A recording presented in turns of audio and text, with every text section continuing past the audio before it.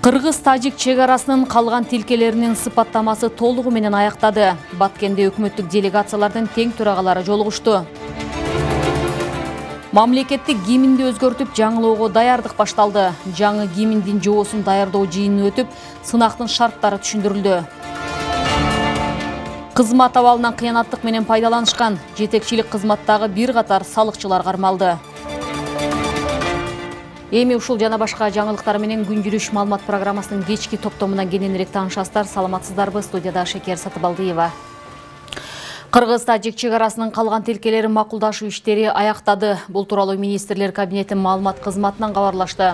Билдирүүгө ылайык, бүгүн Баткенде чек араны делимитациялоо жана демаркациялоо маселелери боюнча Кыргызстан менен Тажикстандын өкмөттүк делегацияларынын тең төрагалары Камчыбек Ташиев жана Саймумин Ятемов жолугушкан. Анда Кыргыз-тажик мамлекеттик чек арасынын калган тилкелеринин сыпаттамасы толугу менен аяктап, жумушчу топторго жыйынтыктоочу документтерди даярдоо боюнча тапшырмалар берилгени айтылды. Бүгүн Кыргыз-тажик чек арасын толугу менен тактап бүткөн делимитациялоо жана демаркациялоо маселелери боюнча өкмөттүк делегациялардын жолугушуусу болду. Бул тарыхый учур, мындан ары юридикалык кадамдар калды. Эми парламенттен ратификациялоо президенттердин кол коюусунан кийин чек ара маселесине чекит коюлат деп ойлойм, деди УКМК төрагасы Камчыбек Ташиев. Эскерте кетсек, эки өлкөнүн ортосундагы чек аранын узундугу 950 чакырымдан арбыныраак. Түштүк Кореядагы акыркы кырдаалдарга байланыштуу Кыргызстандын тышкы иштер министрлиги ал жактагы кыргыз жарандарын тынчтыкка, этият жана өздөрүнө сак болууга чакырды.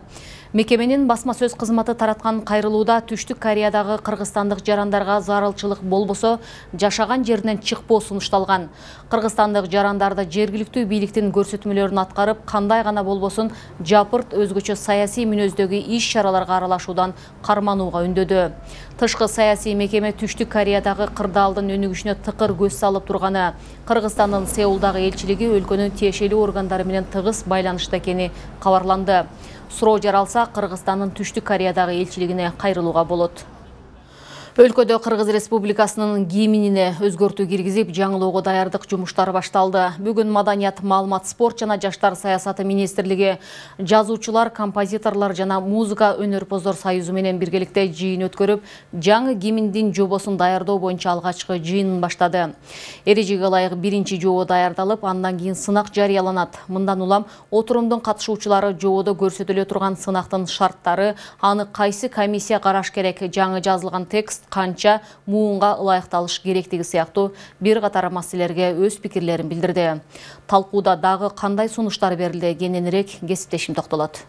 Кыргыз Республикасынын гимнин өзгөртүү боюнча. Кыргыз Республикасынын мамлекеттик гимнин өзгөртүү боюнча жобону иштеп чыгуу үчүн чыгармачыл союздардын өкүлдөрү Маданият министрлигине чогулушту. Мамлекеттик гимнди өзгөртүүгө 3 ай убакыт берилгендиктен алгач сынакты өткөрүүнүн жол жобосу, комиссиянын түзүмүнүн эрежеси, тандоонун акыркы чечими ким тарабынан жүргүзүлүш керектиги туура так иштелип чыгып, жогорку кеңешке жөнөтүлүш керек. Жыйында Маданият министри Алтынбек Максутов тапшырмада жаңы гимндин тексти 2 куплет 1 кайырма менен жыйынтыкталыш керектигин билдирди. Биринчи мындай деп сунуш берилди. Гимндин тексти бизде мурун 3 куплет эмес, припевтер менен. Азыр мындай болсун болот да. 2 куплет сразу, анан припев менен бүтө турганда болот.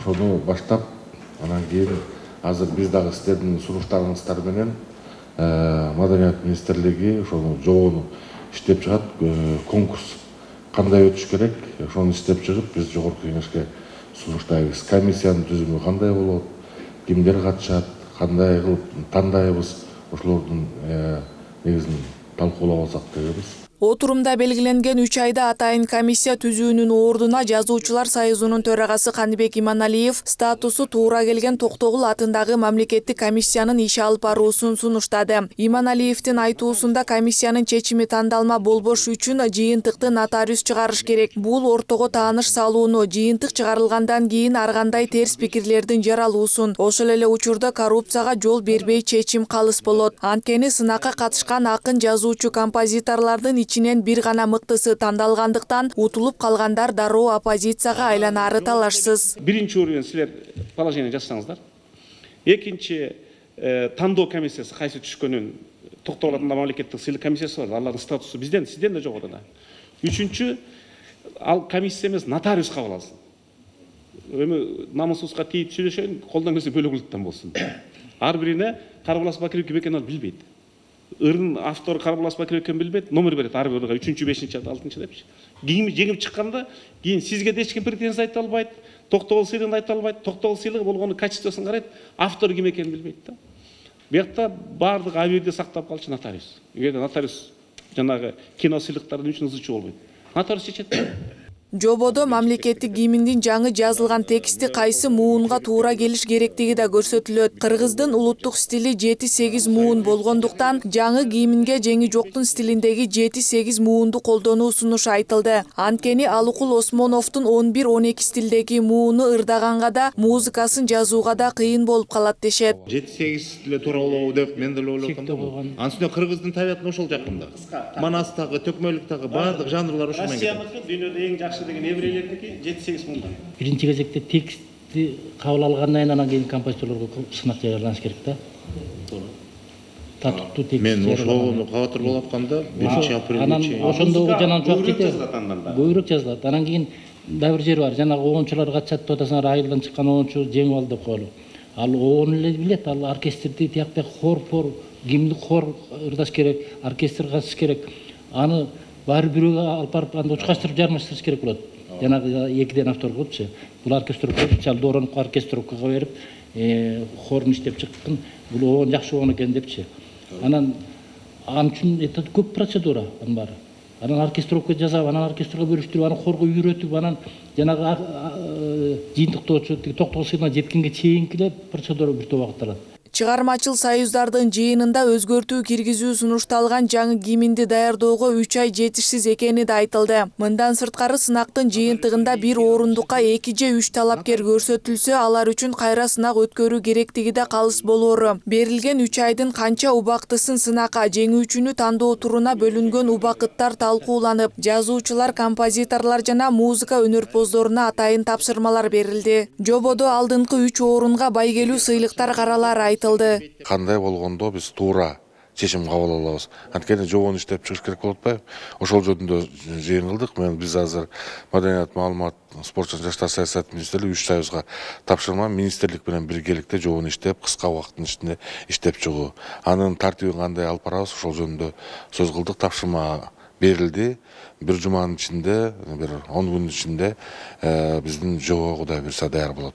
Кыргыз эл артисти, композитор Түгөлбай Казаков да жөнөкөй анан элге жагымдуу гимн жазылыш керектигин айтып, анын обону элдин диапазонуна туура келиш керек деген пикирде. Элдин баары ырдай ала турган, элдин баарына жаккан, жеңил, ошол учурда бир биздин элдин, мамлекеттин духун чагылдырган ыр болуш керек деп ойлойм да. Ушундайды айтсаң эле өзү жаза албаган, жазган жүрөт окшойт, анан өзү катышкан жүрөт окшойт деп чыгышат да.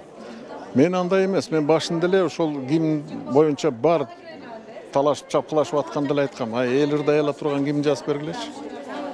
Анткени мен 30тан ашык өлкөнүн гимндерин уктум да. Анан ошолорду, мисалы мына Сомали, Африкадагы. Гимнди баштап койсо баласы да ырдайт, чалы да ырдайт, бүт баары ырдай алат экен, жөп-жөнөкөй экен да гимн. Анан мен ойлойм ошондой эле болуш керек гимн деген. Жогорку кеңештин төрагасы Нурланбек Шакиев өткөргөн кеңешмеде жаңы гимн апрелге чейин кабыл алыныш керектигин айтып, тиешелүү министрликтерге тапшырма берген. Ага ылайык жаңы символдун долбоору кеңири талкууланып, жарыяланган сынакка баардык чыгармачыл адамдар катыша алат. Төраганын айтуусунда эгемендүүлүктүн эң негизги символдорунун бири саналган гимн жаңы багытта, жаңы көз карашта жазылыш керек. Акылай Маратова, Эрлан Кыдырбеков, New TV. Бишкекте Кыргыз-Казак өкмөттөр аралык кеңешинин кеңейтилген курамдагы кезектеги 12-чи жыйын өттү. Жыйынга Кыргызстандын министрлер кабинетинин төрагасы Акылбек Жапаров менен Казакстандын премьер-министри Олжас Бектенов баштаган делегациялар катышты. Жыйындын жүрүшүндө Акылбек Жапаров быйылкы жылы эки мамлекеттин ортосунда жетишилген негизги макулдашууларга токтолду. Анын ичинде союздук мамилелерди тереңдетүү жана кеңейтүү жөнүндө келишимге, ошондой эле Камбар ата 1 ГЭСти курууга жана эксплуатациялоого даярдык көрүү жөнүндө макулдашууга кол коюлуп, Казакстан тарапка пайдаланууга берилген Ысык көлдөгү 4 пансионаттын маселелерин жөнгө салууга жетишилди. Ал быйылкы жылы өткөрүлгөн жогорку деңгээлдеги иш-чаралар эки өлкөнүн ортосундагы стратегиялык өнөктөштүктү жана союздаштык мамилелерди мындан ары да чыңдоого салым кошконуна ишенимин билдирди. Казакстандын премьер-министри Олжас Бектенов өз кезегинде мамлекет башчылары Касым-Жомарт Токаев менен Садыр Жапаровдун биргелешкен аракеттеринин аркасында акыркы жылдары эки өлкөнүн стратегиялык өнөктөштүгү чоң ийгиликтерге жетишкенин жана мындан ары да чыңдалып бара жатканын белгиледи. Ошондой эле ал кошумчалагандай учурда эки өлкөнүн өкмөттөрү жетишилген макулдашууларды жогорку деңгээлде ишке ашыруу боюнча жигердүү иштеп жатат. Жылдыз Полотова эмгек социалдык камсыздоо жана миграция министри кызматынан бошотулду. Бул тууралуу президенттин маалымат кызматынан кабарлашты. Билдирүүгө ылайык тийиштүү жарлыкка мамлекет башчы Садыр Жапаров кол койгон. Ал кызматтан башка ишке өткөндүгүнө байланыштуу бошотулганы белгиленди. Мамлекет башчы бул кызматка Равшан Сабировду дайындаган. Эми анын талапкерлиги жогорку кеңешке макулдашуу үчүн киргизилет. Полотова бул кызматка ушул жылдын 12-июнунда дайындалган. Ага чейин министрдин орун басары болуп эмгектенип келген.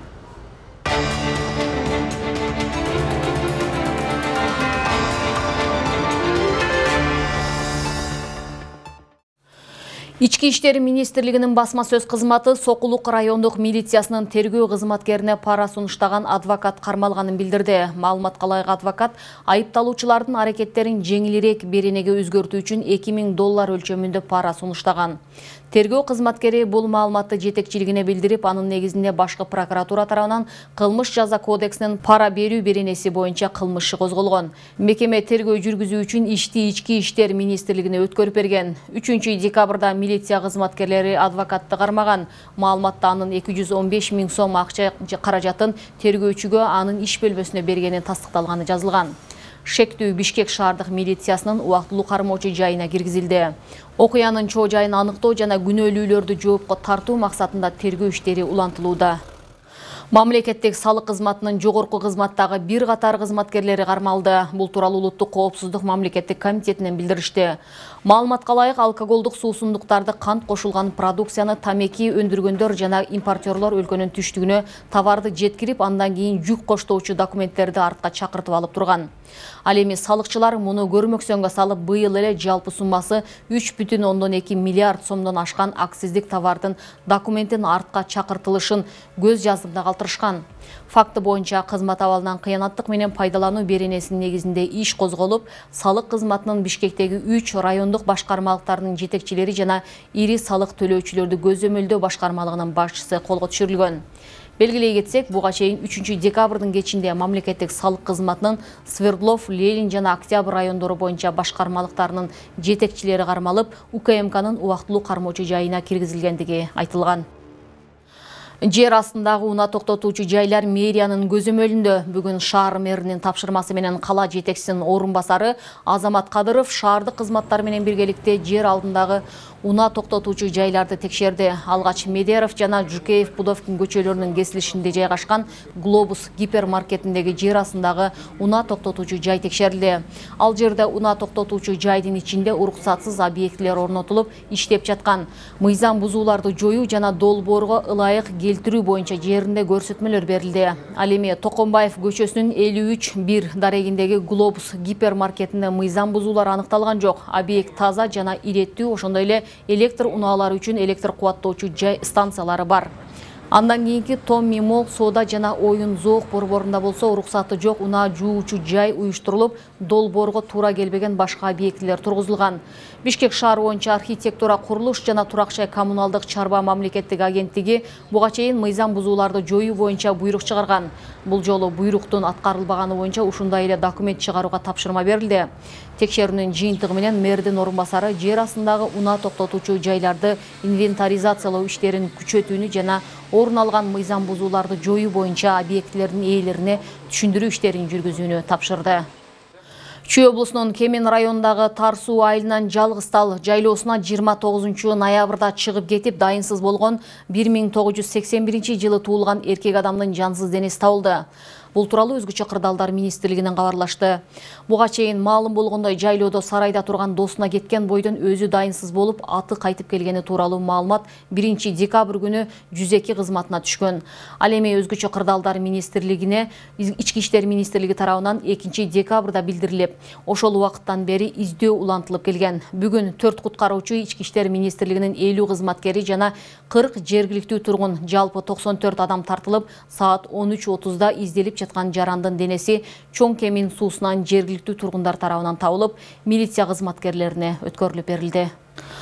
Манас эпосунун күнү 4 декабрда эле белгиленбей, жыл бою коюлган пландын негизинде жумуштар жүрөт. Бул туурасында Маданият, маалымат, спорт жана жаштар саясаты министри Алтынбек Максутов Манас эпосунун күнү белгиленген иш-чарада билдирди.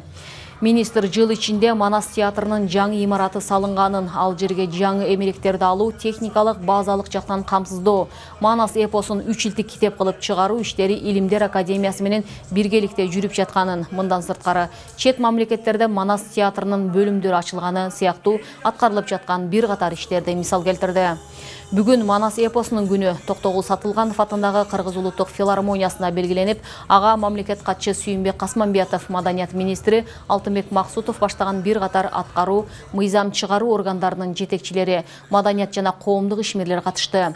Иш-чарада Манас эпосун изилдеп, жайылтууга кошкон бир катар коомдук ишмерлерге сыйлыктар тапшырылып, салтанат эпостон үзүндү аткаруу менен уланып, конокторго концерттик маанай тартууланды.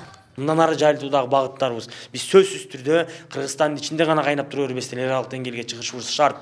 Бириккен Улуттар уюму, ЮНЕСКО, Түрксой, Түрк академиясы, Түрк фондусу сыяктуу биздин мамлекеттер арасындагы, түрк тилдүү мамлекеттердин ортосундагы Түрк кеңеши сыяктуу уюмдардын алдындагы чоң мекемелерге биз бүгүн чыгышыбыз керек. Мамлекетибизде бүгүн ишмердүүлүгүн кайра жаңы дем менен, президентибиздин куттуктоодо айтылгандай, жаңы бир жигер менен эл аралыкка чыгууга дымагын көрсөтүп жаткан кече 2-3 декабрь күндөрү Борбор калабызда республикабыздын аймагынан чогулган 100дөн ашуун мугалимдер менен республикалык Манас таануучулардын форумун өткөргөн Манас улуттук академиясы бул багыттарда Конфуций, Гёте, Сервантес институттары сыяктуу чоң бир алгылыктуу иштерге барарына бүгүнкү күндөн баштап бел байлаган. Кудай буйрса, кийинки жылдардан 25-жылдарда ушул академиянын жаңы приоритеттүү багыттарын, максаттуу чоң бир амбициялуу проекттеринин бардыгын жалпы журтубуз көрөт. Кыргызстандын аймагында эмес, башка элдерге Манастын руханий казынасын, адамзаттын алтын казынасына кыргыз элинин кошкон чоң үлүшүн далилдөө, даңазалоого мезгил келип жетти.